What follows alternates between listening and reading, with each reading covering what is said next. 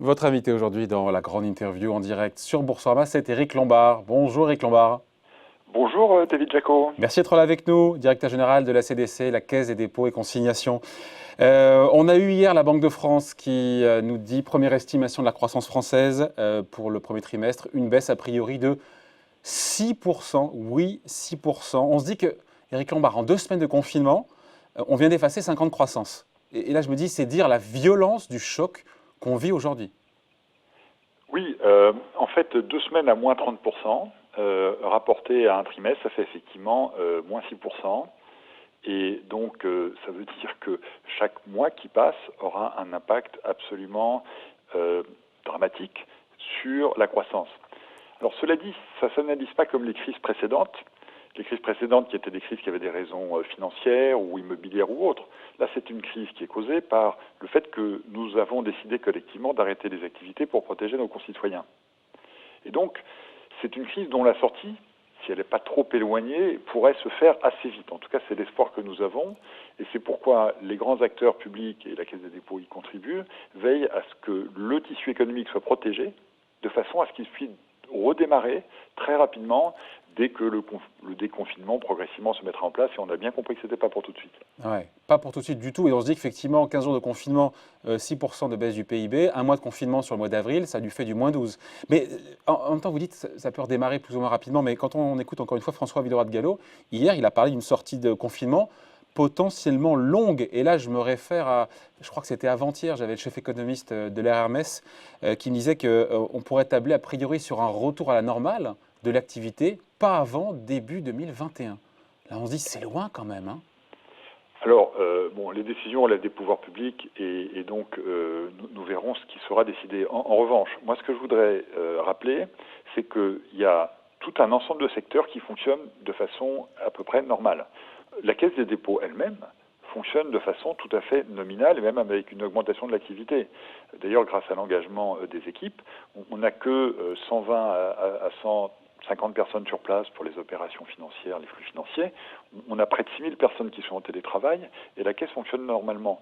Mais l'alimentation, la distribution alimentaire fonctionne normalement, les équipements télécoms fonctionnent normalement, même mieux que d'habitude si je puis dire, la distribution d'énergie fonctionne normalement. Et donc, on pourra, et je pense que les pouvoirs publics y seront sensibles, remettre en fonctionnement un certain nombre de secteurs économiques dès lors qu'on peut le faire en protégeant les personnes qui y travaillent.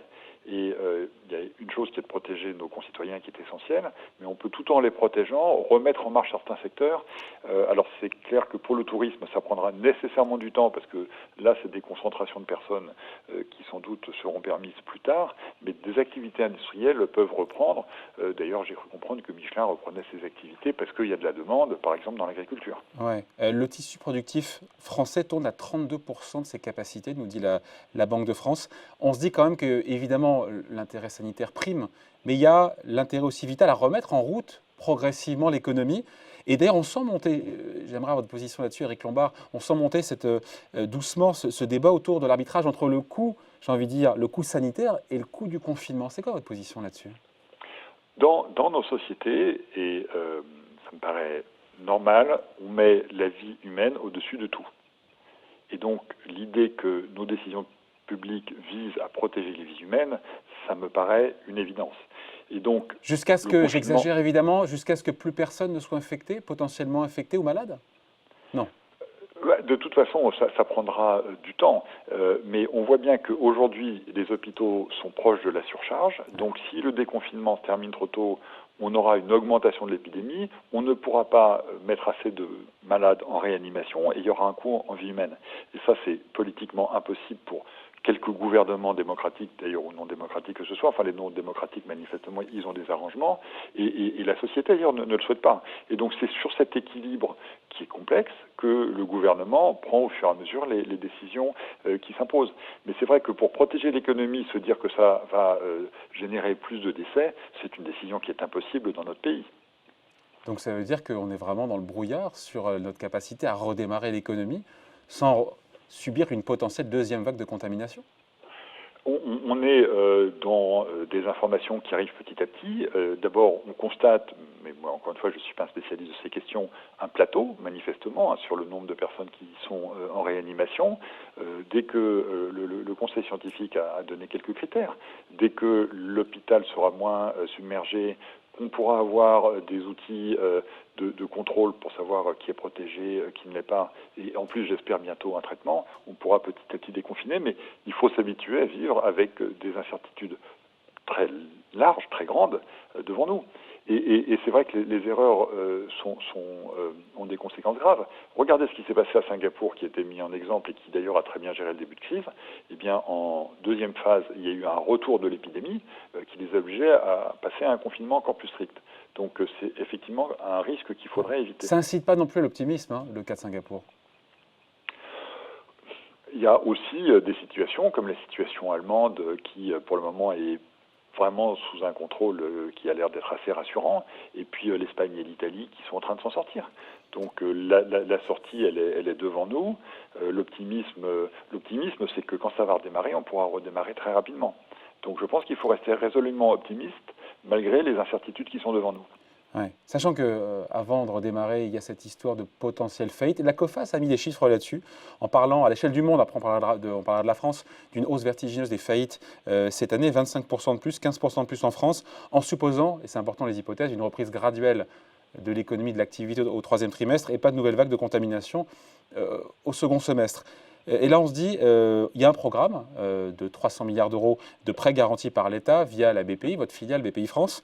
Est-ce que tout ça, ça sera suffisant pour éviter les faillites en cascade? Parce que la COFAS nous dit 15% de plus en France.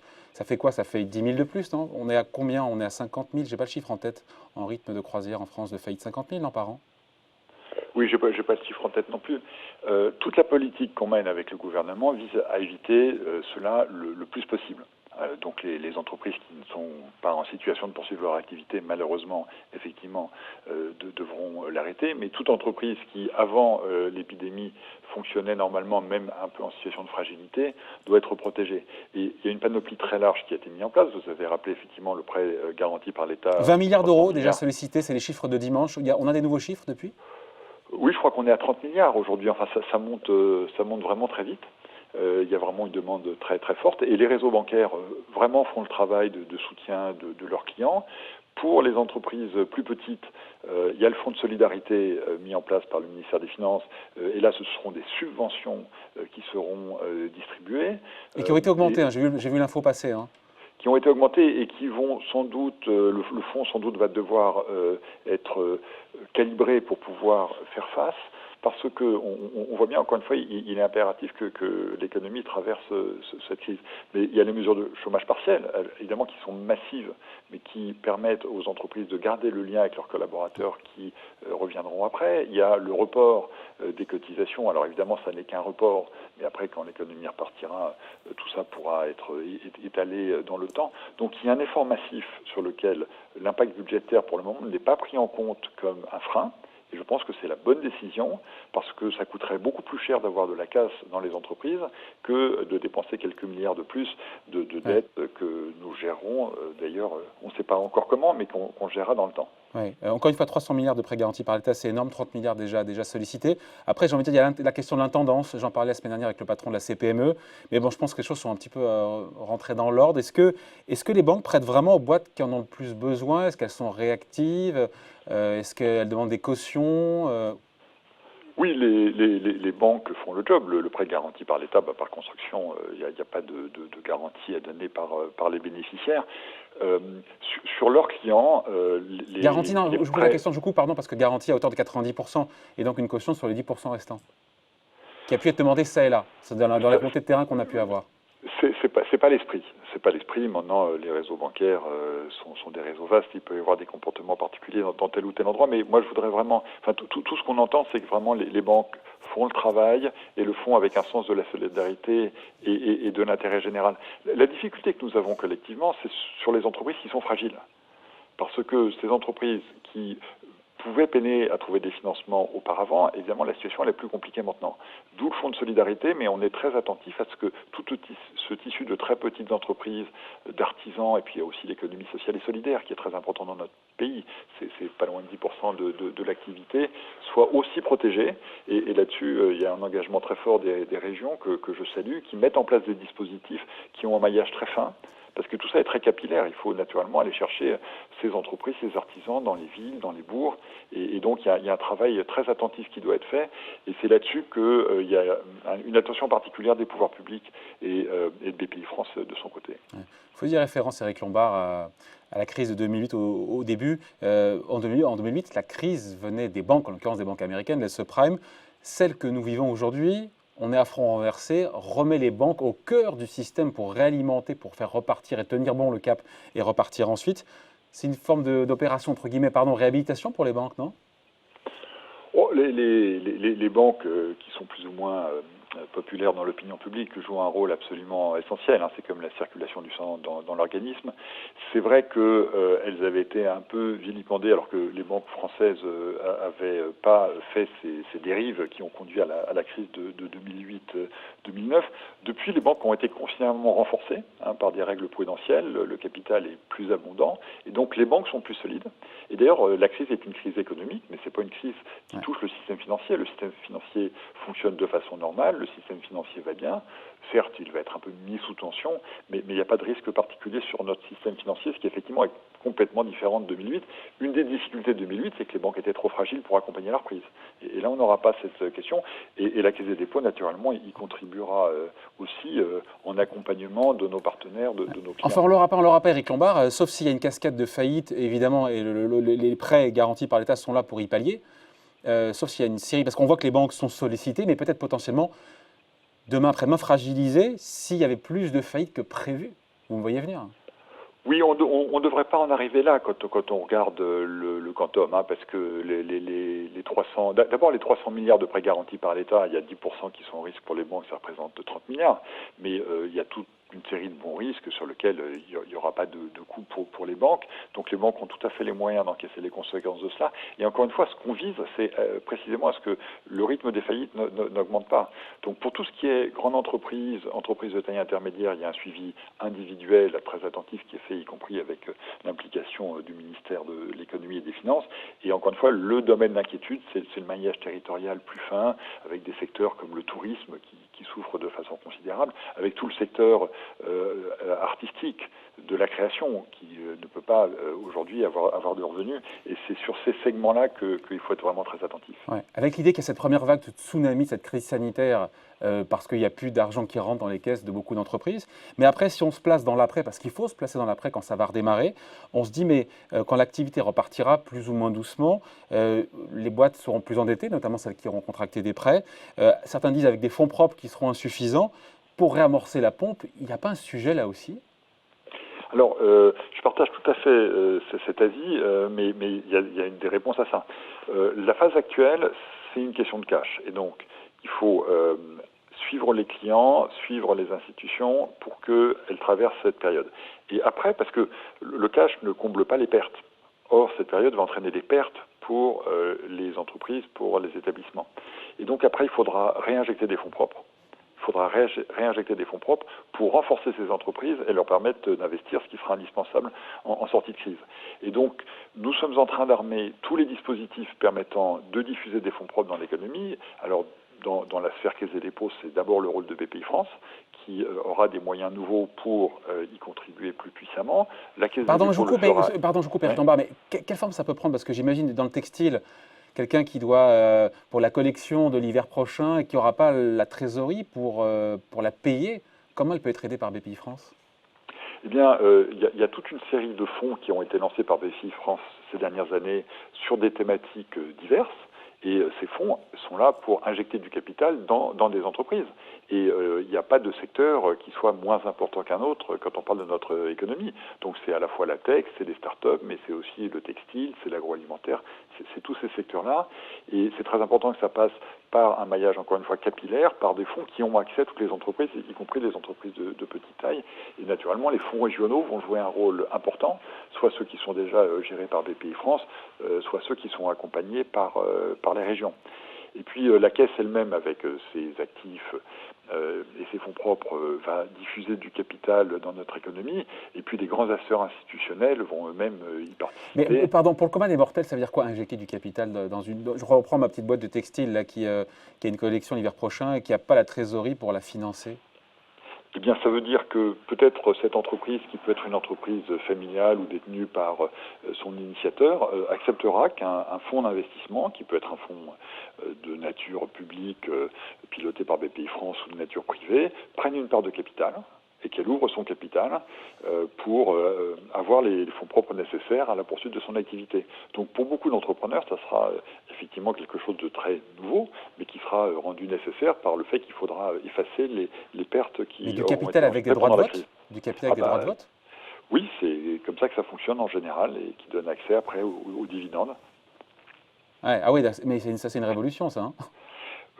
Ça va, de toute façon, C'est-à-dire cette qu'on aurait crise. l'État au capital d'une boîte familiale qui pourrait s'insérer dans les Alors, décisions quand c'est un fonds opérationnelles. animé par BPI-France, c'est pas l'État, c'est des équipes très opérationnelles qui connaissent bien leur secteur industriel et qui accompagnent le développement.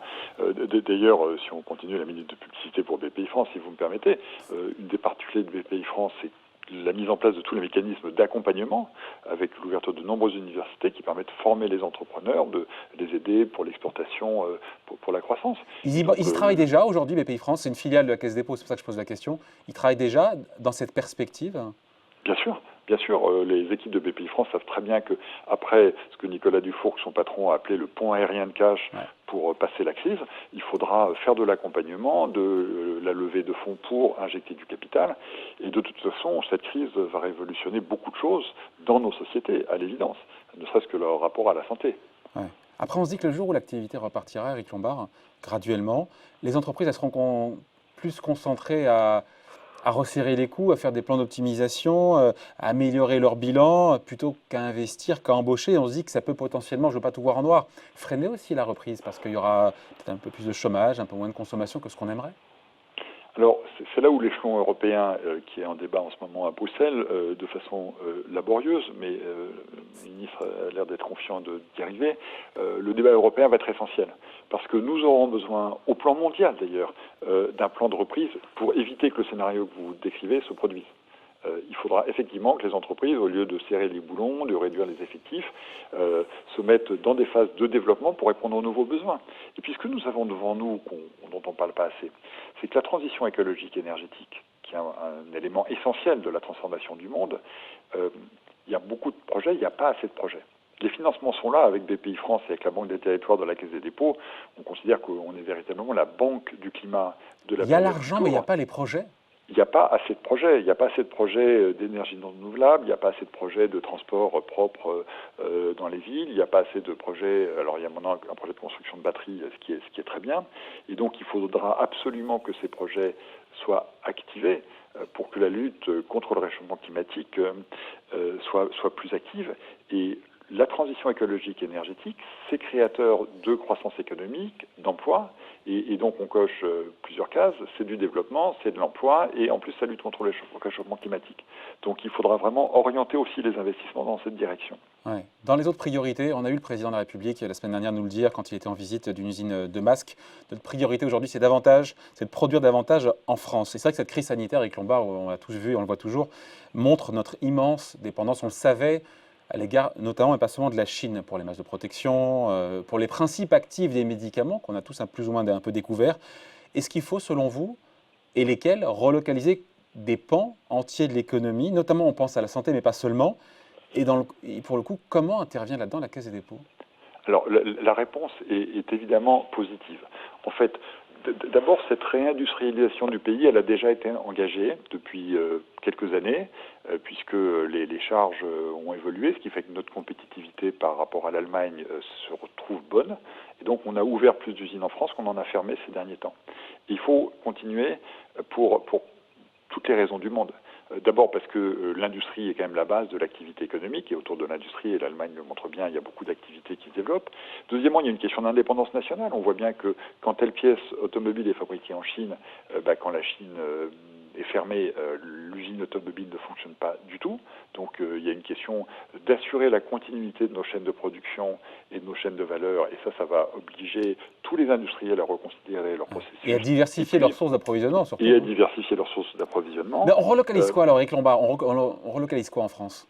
Je pense que la priorité, c'est tout ce qui concerne effectivement le médical. On a bien vu notre dépendance pour les masques, pour les vaccins, pour certains principes actifs pour endormir les personnes qui sont en réanimation. Donc en matière médicale, il me paraît y avoir vraiment une priorité pour que... On sait que ces virus mondiaux vont continuer à se développer. Enfin, il y a plein de raisons sur lesquelles je ne reviens pas. Donc il faut absolument que la prochaine crise, puisque celle-là est la 4e depuis 15 ans, il y en a d'autres avant... Qu'on ait recouvré une forme de souveraineté sanitaire, c'est ça, hein? C'est absolument impératif. Et donc, tous les investisseurs de long terme, et la Caisse des dépôts en fait partie, devront aider les industriels à opérer ces relocalisations. Et je suis certain que les collectivités locales auront à cœur également d'accueillir ces nouvelles entreprises sur leur territoire. Et qu'est-ce qu'on ne relocalise pas alors? Parce qu'on sait que dans le débat, deux questions en une, pardon, sur le fait de relocaliser, il faut faire accepter aux consommateurs de payer plus cher aussi, hein. Alors, il y a le consommateur, il y a aussi la répartition des charges et des impôts. Et j'ai entendu le ministre des Finances considérer que le thème des impôts de production était un thème qui pouvait éventuellement être reconsidéré. Parce que c'est vrai qu'on a une tendance en France à charger en charges sociales et en impôts des activités de production, du coup ce qui conduit à leur délocalisation. Donc en fait on n'a pas la ressource fiscale et on n'a pas non plus l'emploi. Et donc peut-être cette réflexion sur des formes d'imposition différentes selon qu'on soit dans de l'industriel ou dans du service qui lui est moins délocalisable, naturellement ces réflexions doivent se faire aussi à l'échelle européenne, pourraient être réouvertes. En tout cas, la réflexion sur la réindustrialisation pour des raisons d'indépendance, d'emploi et de création de richesse me paraît tout à fait ouverte, et il faudra y mettre du capital et aussi de l'intelligence. Dernier point, Éric Lombard, dernière question. Pour sortir de cette crise, heureusement l'État est là. C'est le retour d'ailleurs de l'État dans l'économie, mais au travers des moyens de réassurance. Et on se dit que quand on voit tout ce qui est mis en place aujourd'hui, demain et après avec la relance, certains disent on va se prendre 15 ou 20 points de dette publique en plus. Mais c'est nécessaire pour éviter le chômage massif, pour éviter les faillites en cascade et pour éviter finalement 1929. Et c'est tant mieux. D'autant qu'aujourd'hui, la dette, quand l'État emprunte, ça ne lui coûte rien. Mais qui va payer la facture malgré tout? On se pose la question, on se l'est posé hier. On a eu Bruno Le Maire qui nous a dit non, pas de hausse d'impôts, en tout cas pas tout de suite. Il y a un sujet quand même là-dessus. Qui va payer demain la facture? Parce qu'on sait que la dette d'aujourd'hui, ce sont les impôts de demain. Oui, c'est une vraie question. Alors, sur les impôts, effectivement, c'est pas une bonne solution d'augmenter les impôts parce qu'en période de reprise, c'est vraiment quelque chose qui nuit à la reprise. Donc on laisse filer la dette. Alors, en tout cas, dans un premier temps, oui. Dans un premier temps, oui. Et franchement, c'est ce qu'on peut faire de mieux parce que c'est ça qui protège l'économie, donc qui protège les personnes. Parce que quand on parle des entreprises, quand on parle de l'économie, on parle des personnes, on parle des gens qui travaillent, évidemment, des familles que ces personnes font vivre. Donc, c'est vraiment quelque chose qui protège les personnes. Dans la durée, nous avons notamment en France un sujet, c'est vrai que la dette publique a dérivé pour dépasser aujourd'hui 100% du PIB. Une façon de traiter cette question est évidemment une vision européenne de cette question des dettes. Et puis on devra réfléchir effectivement à l'utilisation de nos dépenses publiques. On voit bien que sans doute on va dépenser plus pour l'hôpital. Il y a un consensus qui est en train d'émerger sur lequel probablement les économies faites sur l'hôpital ont été un peu trop strictes. Et donc si on dépense plus sur l'hôpital, plus sur la santé, où est-ce qu'on peut trouver des économies pour réduire nos dépenses budgétaires? Et alors, réponse? Aujourd'hui, il n'y a pas de réponse. Il y a des réflexions qui sont très préliminaires. Jean Tirole a fait un papier passionnant, le prix Nobel d'économie, sur cette question, où il donne un certain nombre de pistes. Tout ça fait débat. Ce débat, il va se poursuivre. De façon générale, on a une réflexion sur l'après-crise, comment on sort de la crise en ayant une économie à la fois plus durable, j'en ai dit un mot, et plus inclusive. On voit bien que dans nos économies, on le savait, mais on a besoin de tout le monde. Et donc, si on a besoin de tout le monde, sans doute faut-il que la façon d'inclure l'ensemble des personnes soit réfléchie de façon nouvelle et de façon plus équilibrée que ce que nous avons fait dans le passé.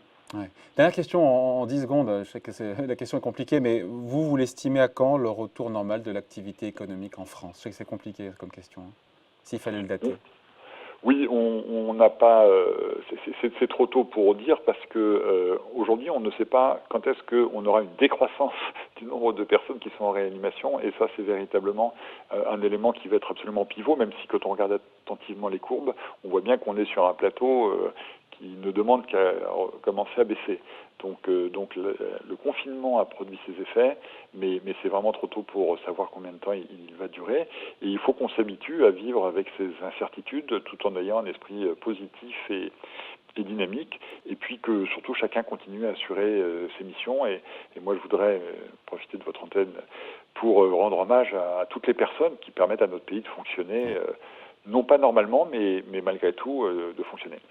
Voilà, merci d'avoir été avec nous en tout cas. Éric Lombard, directeur général de la Caisse des dépôts et consignations, invité de la grande interview en direct sur Boursorama. Merci beaucoup, bonne journée à vous, hein. Merci à vous, David Jaco, au revoir. Au revoir.